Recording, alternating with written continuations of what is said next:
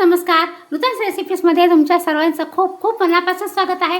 तर फ्रेंड्स, आज आपण मस्त चटपटीत आणि झणझणीत असा लारीवर मिळणारा म्हणजे श्री स्टाईल वडापाव करणार आहोत. तर ना, मी वडापाव करण्यासाठी मी काय केलं आहे, ह्या कुकरमध्ये बटाटे वाफत ठेवले आहे. म्हणजे 7 ते 8 मोठी साईजचे मी 7 ते 8 बटाटे उकडत ठेवलेले आहेत. 3 शिट्या झाल्या आहेत आणि मी कुकर बंद केलेले आहेत. आता कुकर थंड झाला ना की मग मी बटाटे सोलून त्याची भाजी दाखवणार आहे. तोपर्यंत आपण छानपैकी मस्त चटपटीत अशी पेस्ट करून घेऊया. तर पेस्ट करण्यासाठी मी काय केलं आहे, छोटासा मिक्सी जार घेतला आहे. त्या मिक्सीमध्ये आपण मिरच्या, आलं आणि लसूण, म्हणजे आलं, लसूण आणि मिरची त्याची पेस्ट करून घेणार आहोत. मिरच्या मी हे 5 ते 6 मोठी साईजच्या असं ग्रीन मिरच्या असतात ना, त्या घेतल्या आहे. या कमी तिखटीच्या असतात. तुम्हाला जर जास्त तिखट पाहिजे असेल तर तुम्ही डार्क हिरव्या कलरच्या मिरच्या पण घेऊ शकता.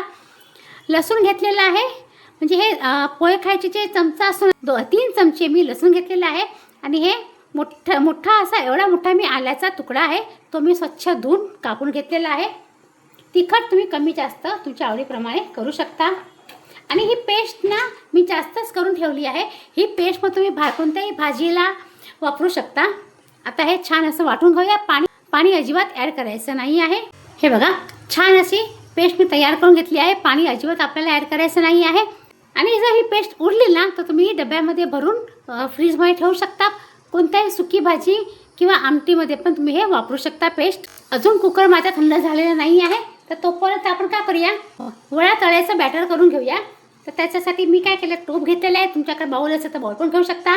त्याच्यामध्ये आता आपण हे बेसन पीठ घ्यायचं आहे. अंदाजे मी अर्धा किलो जेवढं मी बेसन पीठ घेतलेलं आहे. स्वादाप्रमाणे मीठ ॲड करायचं आहे. ओवा घेते आहे 1 चमचा.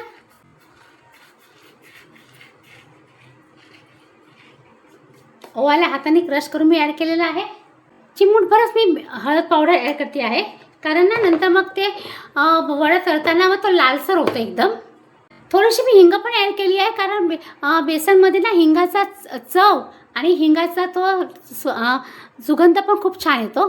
आता ना थोडं पाणी ॲड करून आपल्याला थोडंसं घट्टसर बॅटर करायचं आहे, एकदम पातळ पण नाही. आधी आपण हे सगळं ढवळून घेऊया व्यवस्थित. ह्याच्यामध्ये ना तुम्ही 1 ते 2 चमचे तांदळाचं पीठ पण ॲड करू शकता, म्हणजे छान असे वडे आपले कुरकुरीत होतात. माझ्याकडे आता तांदळाचं पीठ नाही आहे ना, म्हणून मी नाही ॲड करत आहे. तुमच्याकडे जर असेल ना तर 2 चमचे पोहे खायचे जे चमचे आहेत ना, 2 चमचे तांदळाचं पीठ नक्की ॲड करा. आणि बॅटरला छान असं 5 मिनिटापर्यंत असं फेटून घ्यायचं. म्हणजे मग काय होतं, सोडा किंवा इनो वगैरे टाकायची गरज नाही लागत. 5 मिनिटं छान असं बॅटर फेटून घेतलं ना की जेव्हा आपण वडे करायला घेऊ ना, तेव्हा आपण काय करायचं, छान मोठे चमचे गरम तेल ह्याच्यामध्ये ओतायचं. म्हणजे काय होतं, आपल्याला सोडा किंवा इनो वगैरे ॲड करायची अजिबात गरज लागत नाही. असेच आपण आपले वडे छान खुशखुशीत होतात. कोणताही बेसनचा पदार्थ तुम्ही जेव्हा करायला घ्याल ना, म्हणजे तळायचा भजी असो, वडा, भजी किंवा खमण ढोकळा वगैरे, तर छान असं बॅटर ना असं व्यवस्थित फेटून घ्यायचं. 5 ते 7 मिनिटं व्यवस्थित छान फेटून घ्यायचं. फेटल्यामुळे ना असा बेसनचा कलर पण असा चेंज होतो.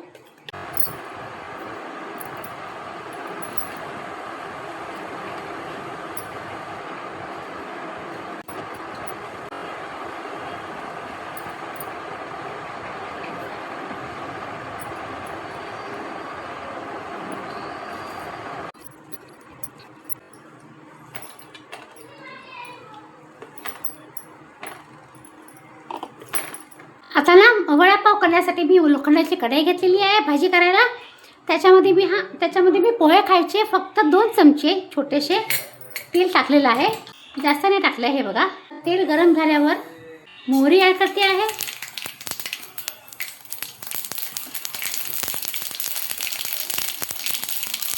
जिरं ॲड केलेलं आहे. चण्याची डाळ आणि उडदाची डाळ. चण्याची डाळ मी फक्त पाव चमचा घेतली आणि उडदाची डाळ मी अर्धा चमचा घेतलेली आहे. कढीपत्ता ॲड केलेला आहे. आपण जी पेस्ट केली ना, आलं, लसूण, मिरची, ती ॲड करूया.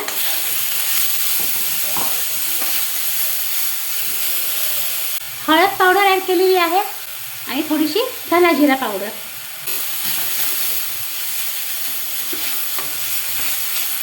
स्वादाप्रमाणे मीठ ॲड करूया.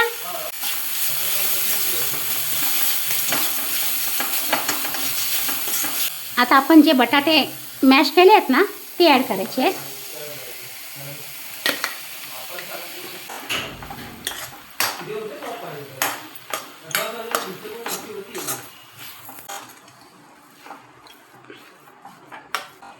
आता मी गॅस बंद करते आहे. गॅस मी बंद केलेला आहे. भाजी थोडी थंड करूया आणि मग ह्याच्यामध्ये आपण कोथिंबीर ॲड करूया.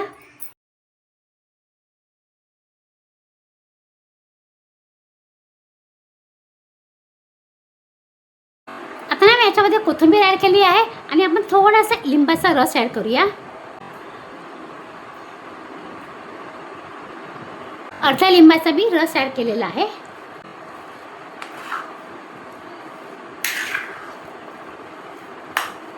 छान मस्त आपण ढवळून घ्यायचं आहे.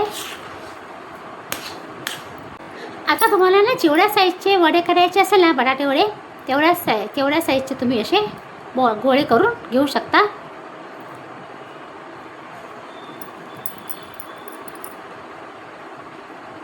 हे बघा मी हे नॉर्मल साईजचे केले आहेत. काही जणांना एकदम छोटी साईजचे बटाटे वडे आवडतात तर काही जणांना जम्बो साईजचे आवडतात. तर त्याप्रमाणे तुम्ही करू शकता.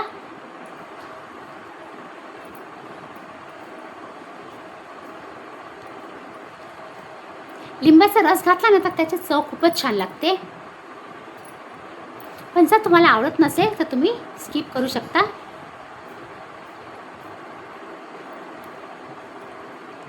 तुम्हाला जर आणखी कोथिंबीर हवी असेल तर आणखी भरपूर टाकू शकता किंवा नसेल आवडत तर स्किप पण करू शकता. आम्हाला ना बटाटा वड्यामध्ये भरपूर कोथिंबीर असेल ना तर खूपच आवडते म्हणून मी थोडी जरा जास्त कोथिंबीर टाकली आतमध्ये.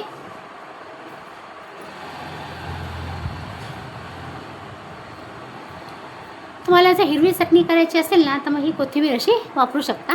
आता मी ही कोथिंबीर जी उरली आहे ती फ्रीजमध्ये ठेवून देणार आहे. आणि जर तुम्हाला बटाटे वडे म्हणजे ऑइली काय तेलकट करायचं नसेल ना तर ह्या स्टफिंगचं तुम्ही पराठे म्हणजे आलू पराठे पण करू शकता. किंवा बटाटे वडे नसेल करायचं असेल आणि जर तुमच्याकडे ब्रेड असेल तर तुम्ही हे स्टफिंग ब्रेडवर लावून हिरवी चटणी करायची आणि हे स्टफिंग ब्रेडवर लावून आपण जे बेसनचे बॅटर बनवलं आहे त्याच्यामध्ये घोळवून तुम्ही ब्रेड पकोडे पण बनवू शकता. आता मी एवढे गोळे बनवून घेतले आहे. आता आपण तळायला जाऊया. आता मी हे बॅटर घेतलेलं आहे. हे बघा छान असं बॅटरने रेस्ट केलेलं आहे. ढवळून घेऊया परत एकदा. आता आपण काय करायचं आधी आपल्याला जे लाल चटणी असते ना वडापावबरोबर ती आपल्याला करायची आहे. म्हणजे त्याच्यासाठी आपण हे थोडंसं बॅटर अशी भजी आपण करून घ्यायची आहे. मी तर तेल गरम करत ठेवलं आहे आणि हे गरम गरम तेल आपल्याला घ्यायचं आहे.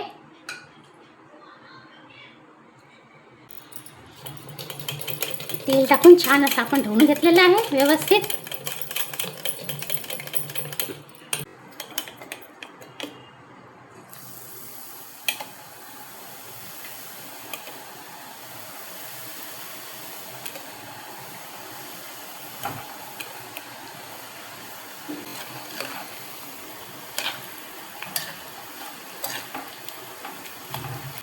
हे बघा आता काढून घेऊया आपण.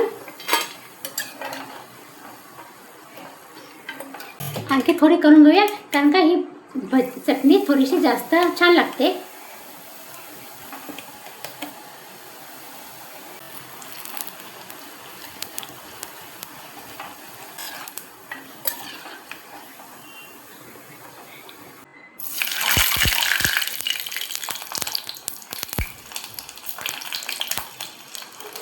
लसूण पण आपण फ्राय करून घेतली आहे.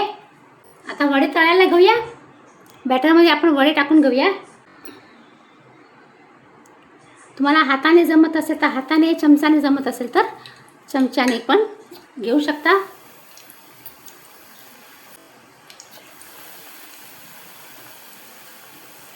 लो टू मीडियम गॅसवरती आपल्याला छान असं तळून घ्यायचे आहे.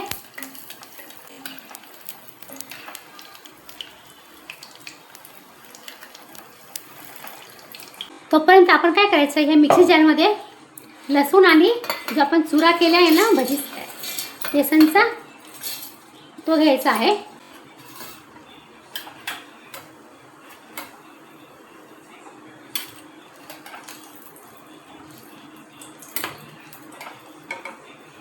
बघा, मी हे वडे पण काढून घेतले, झाले आहेत म्हणून. आता ह्याच्यामध्ये ना लाल मिरची पावडर टाकूया. तुम्हाला मीठ हवं असेल तर टाकू शकता, पण आपण ह्याच्यामध्ये ऑलरेडी मीठ आहे ना भज्यामध्ये, म्हणून मी मीठ नाही जास्त ॲड करत आहे. थोडीशी मी हिंग ॲड करते आहे. आणि आता छान असं वाटून घेऊया. आता मी साईडला ठेवते आणि आधी वड्याचं आपण बघून घेऊया.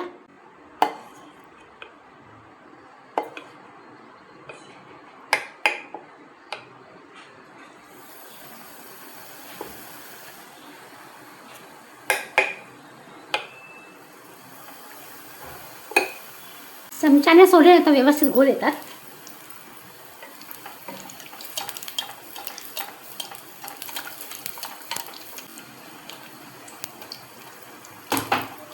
आता ह्याचप्रमाणे मी बाकीचे सगळे वडे तळून घेते आहे. तर फ्रेंड्स, आता बघा मस्त गरमागरम आपले वडे तयार झालेले आहेत. आणि त्याचबरोबर मी जे बॅटर उरलं होतं ना, त्यातलं थोडेसे मी असे असं मी हे भजीसारखं करून घेतलं आहे. आणि माझ्याकडे हिरवी मिरची होती, ती पण मी अशी तळून घेतलेली आहे. आणि हे बघा, मस्त आपली अशी चटणी तयार झालेली आहे. ही बघा, जशी वडापाव आपण खाताना जे लालीवर मिळते ना, तशीच आपली चमचमीत चटणी तयार झालेली आहे. ही बघा, तुम्ही याच्यामध्ये खोबरं आणि शेंगदाणे पण टाकू शकता, पण लारीवर अशीच चटणी मिळते, त्याच्यामध्ये खोबरं शेंगदाणे वगैरे नसतं. हे बघा, मस्त चटणी झालेली आहे. तर आता आपण काय करायचं आहे, प्लेट घेते आहे मी. हे बघा, छान मस्त पाव आहे, एकदम सॉफ्ट आहे, नरम नरम.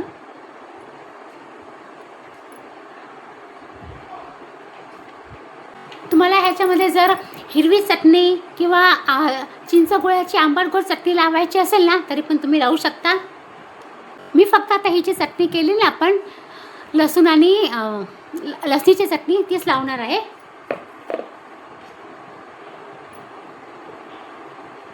तुम्हाला हवी तेवढी तुम्ही घेऊ शकता.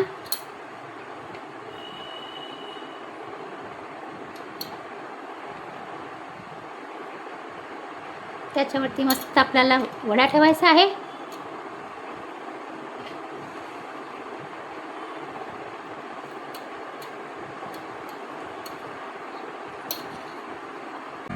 तर हे बघा फ्रेंड्स, मस्त आपले गरमागरम चटपटीत आणि झणझणीत वडापाव तयार झालेला आहे. खायला खूपच भारी लागतं, खूप छान लागतं. तुम्ही नक्की रेसिपी ट्राय करा. आणि ही चटणी तर खूपच भारी झाली आहे. आणि मगाशी मी सांगितल्याप्रमाणे तुम्ही ह्या चटणीमध्ये शेंगदाणे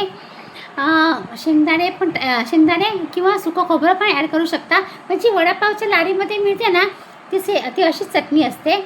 आपण जो हा भुसा तयार केला आहे ना बेसनचा, तो घ्यायचा, त्याच्यामध्ये आपण तळलेले शेंगदाणे टाकायचे, मीठ टाकायचं आणि हिंग टाकायचं. खूप भारी लागते चटणी, नक्की ट्राय करा. आणि जर तुम्हाला ही वडापावची रेसिपी आवडली ना, तर प्लीज नूतन रेसिपीजला लाईक करा, शेअर करू शकता तुमच्या फ्रेंड सर्कलमध्ये, तुमच्या रिलेटिव्समध्ये. आणि प्लीज सबस्क्राईब करा. सबस्क्राईब करताना बेल आयकन नक्की प्रेस करा. त्याच्याने मी जी पण काही छान छान सुंदर सुंदर हेल्दी रेसिपी आपल्या चॅनलवरती अपलोड करीन, त्याचं नोटिफिकेशन तुम्हाला लवकरात लवकर मिळेल. आणि हे फ्री आहे. तर चला मग फ्रेंड्स, आता मग पुन्हा भेटूया अशा छान छान सुंदर सुंदर हेल्दी रेसिपीसह. तोपर्यंत बाय बाय. आणि हा व्हिडिओ पूर्ण पाहिल्याबद्दल तुमचा खूप खूप धन्यवाद.